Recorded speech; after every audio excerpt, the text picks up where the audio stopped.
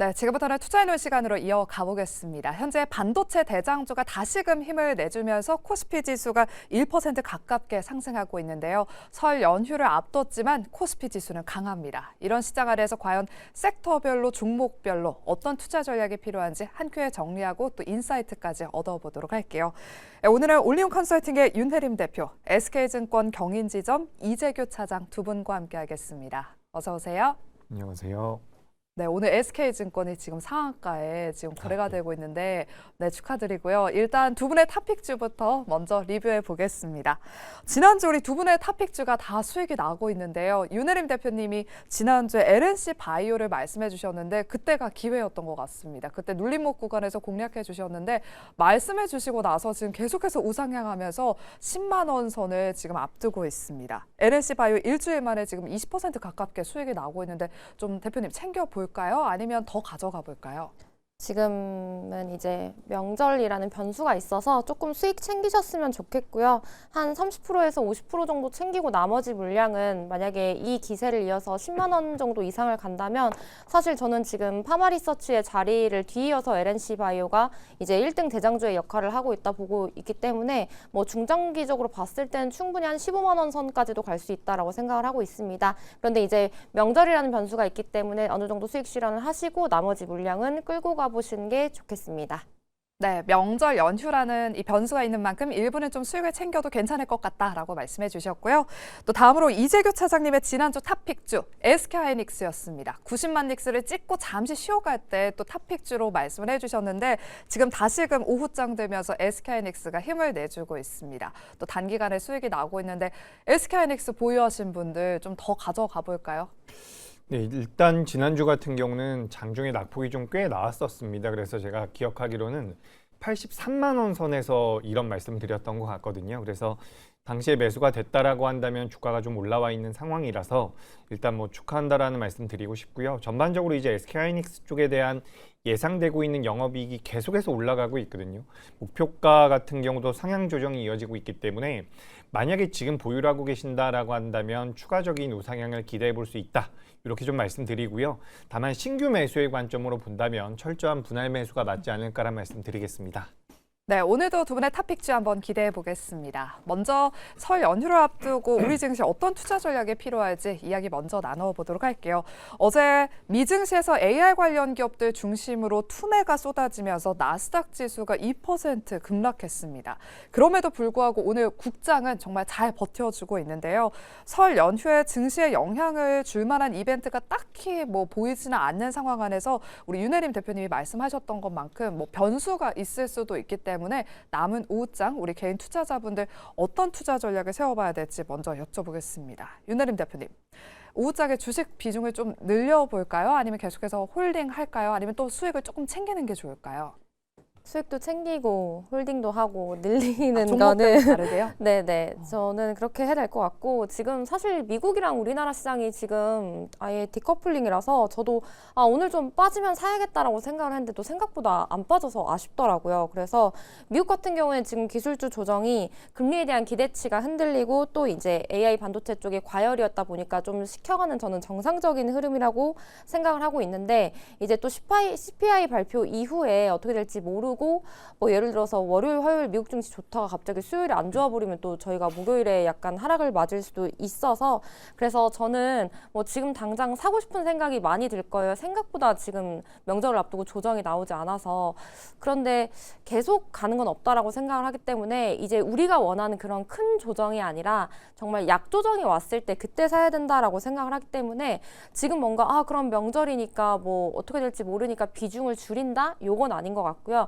만약에 이제 내가 좀 수익 확보를 하고 비중을 줄인다라고 하면 비교적 최근에 조금 높은 가격의 삼성전자나 SK하이닉스를 들어갔다든지 아니면 뭐 급등주나 테마주에서 조금 수익이 나고 계신 분들 이런 부분에 있어서는 조금 챙기시고 우리가 뭐 반도체, 전력, 원전 우리가 포트폴리오에 담아가는 종목들은 이제 계속해서 이 코스피 랠리의 끝까지 저는 가져가야 된다라고 생각을 하기 때문에 지금은 내가 이제 어떤 종목을 어떤 단가에 잡았느냐에 따라서 조금 달라질 것 같은데 최근에 잡으신 분들이 아니라면 굳이 비중을 줄일 필요는 없고 오늘 뭔가 공격적으로 사기에는 애매한 위치다 이렇게 정리해드리겠습니다. 네, 이렇게 전반적인 전략을 좀 짚어주셨고요. 이렇게 코스피 지수는 1%대로 선방 중이지만 현재 코스닥 지수는 1% 넘게 밀리고 있습니다. 현재 외국인과 기관이 매도를 하면서 현재 코스닥 시장에서는 하락 종목 수가 1,000개가 넘고요. 상승 종목 수는 한 400여 개 그치고 있습니다. 이재규 차장님, 네. 지금 코스닥은 그도 좀 투심이 좋지 않은 것 같아요. 최근 흐름만 봐도 코스피가 강하고 코스닥은 영 힘을 쓰지 못하는 것 같은데 3천 스닥 막 이야기 나오고 코스닥 활성화 정책도 막 이야기 나왔잖아요. 설 연휴 이후에는 좀 이 수급을 코스닥이 이어받을 수 있을까요?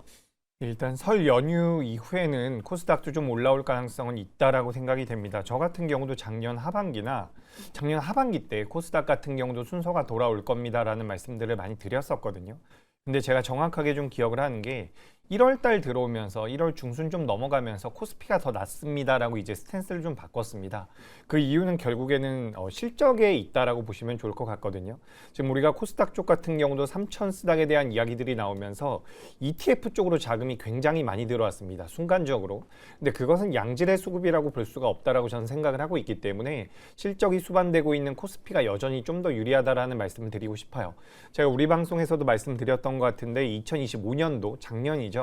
작년 3분기까지 코스닥 전체 기업들의 영업이익 합산이 10조가 되지가 않습니다. 그런 부분들을 고려해 보면 우리가 실적적인 부분을 어떻게 보면 기반으로 움직일 수 있는 주가의 흐름상으로는 여전히 코스피가 좀 더 유리하다라는 말씀을 드리고, 다만 최근 며칠 동안 제약바이오가 어느 정도 하반 경직을 보여주고 있는 것 같거든요.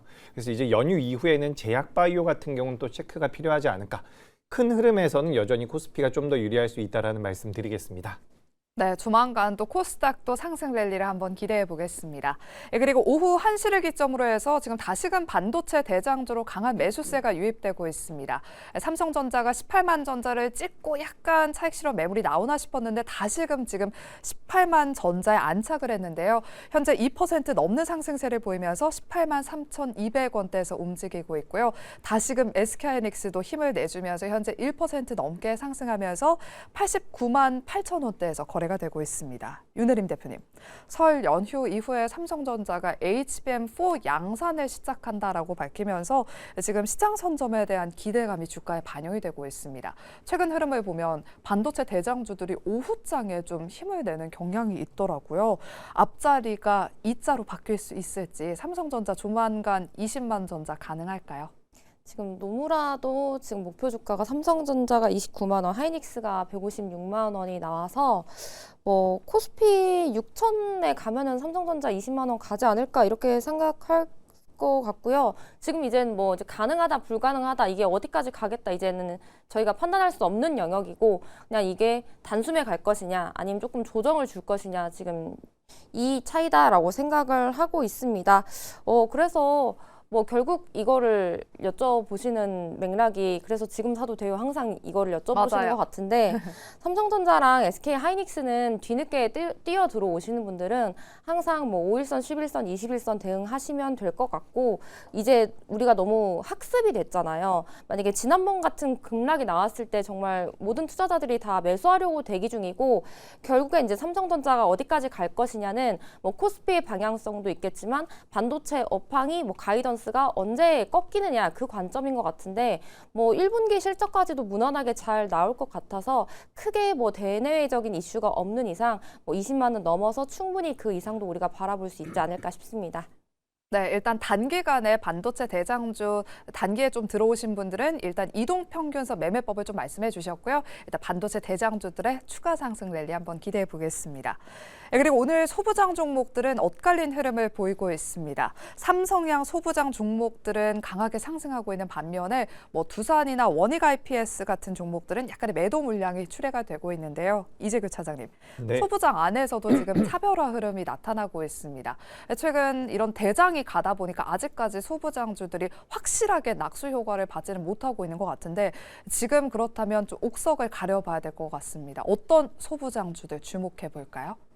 네, 일단 저 같은 경우도 대형주로 갈아탄 지가 꽤 된 것 같습니다. 아, 그래요? 그러니까 대형주가 좀 더 좋습니다라는 말씀을 많이 드린 맞아요, 것 맞아요. 같은데 우리가 굳이 종목을 고르자라고 한다면 최근에 추세가 살아있는 종목 중에서 우리가 ESS 쪽으로 많이 언급을 했었던 기업 중에서 서진 시스템이라는 기업이 있습니다. 이 기업 같은 경우는 자회사인 텍슨을 통해 가지고 램 리서치 쪽에 반도체 관련 장비를 납품한 이력이 있다라고 보시면 좋을 것 같거든요.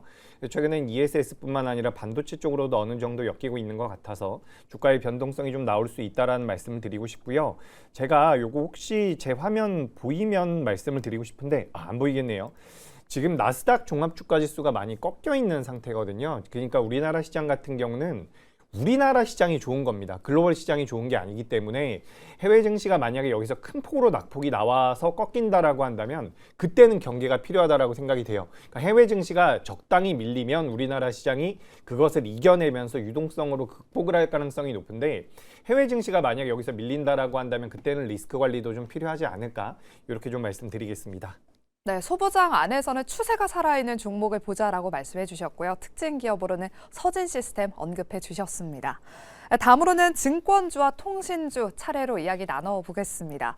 이번 주 증권주가 정말 강한 상승 랠리를 펼치면서 현재 SK증권 여전히 상한가에 거래가 되고 있고요. 상상인증권도 뒤따라서 지금 상한가에 안착을 했습니다. 이 밖에 다른 증권 붙은 기업들 죄다 지금 두 자릿수 대 급등세를 보이고 있는데 정부가 설 연휴 이후에는 또 3차 상법 개정을 통과하기 위해서 일부 항목을 수정하고 있는 것으로 전해지고 있습니다. 윤혜림 대표님.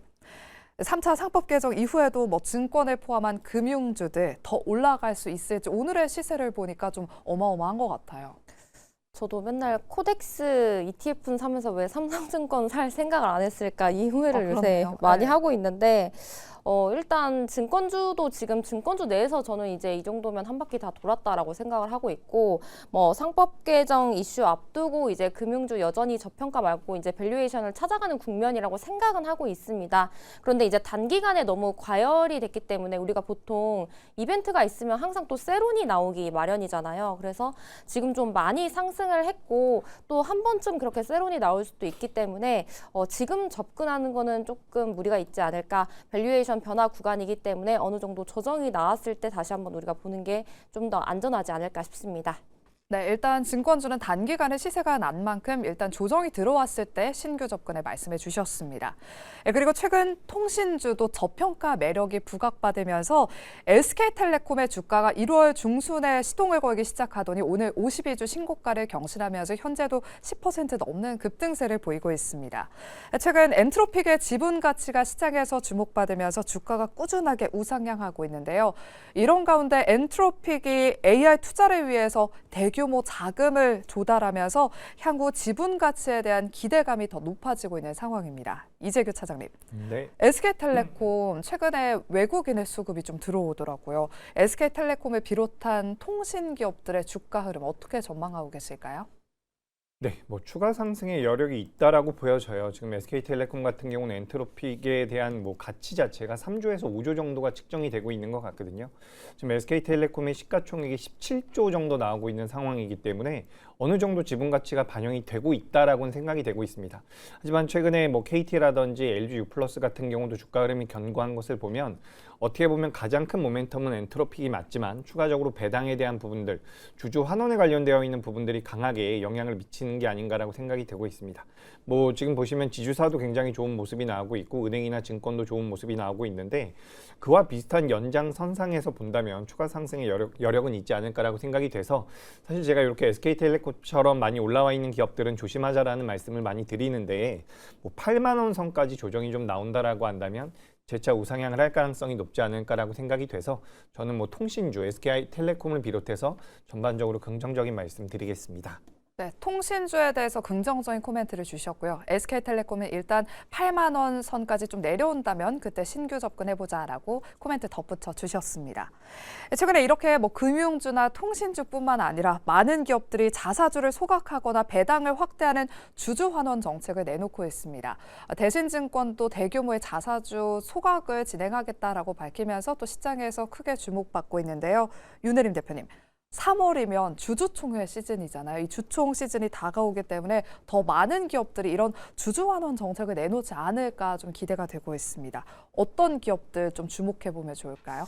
네, 이번 3월은 이제 얼마 벌었냐보다 지금 얼마 돌려주느냐의 이런 싸움일 것 같아서 잘 보시면 좋을 것 같고 어제 시장을 보니까 확실히 이제 우리나라 시장이 코스피 6천을 가기 위해서는 결국엔 외국인 수급이 받쳐줘야 되는구나를 봐서 오늘 오기 전에 이제 외국인들이 2월에 뭘 많이 샀나 좀 섹터별로 제가 봤어요. 그래서 봤을 때 일단 첫 번째로는 포스코홀딩스를 많이 매수를 했습니다. 올해까지 보유 중인 자사주 6% 정도 소각 예정이고 1,000억 원 규모의 이런 자사주 신규를 매입해서 즉각 소각을 하기로 결정을 했습니다. 뭐 외국인들이 많이 산다는 이유가 있겠죠. 그리고 포스코홀딩스 이제 리포트 봤을 때도 리튬 값 상승에 이제 수익성이 개선된다라고 하면서 목표가 좀 상승 리포트들이 많이 나왔습니다.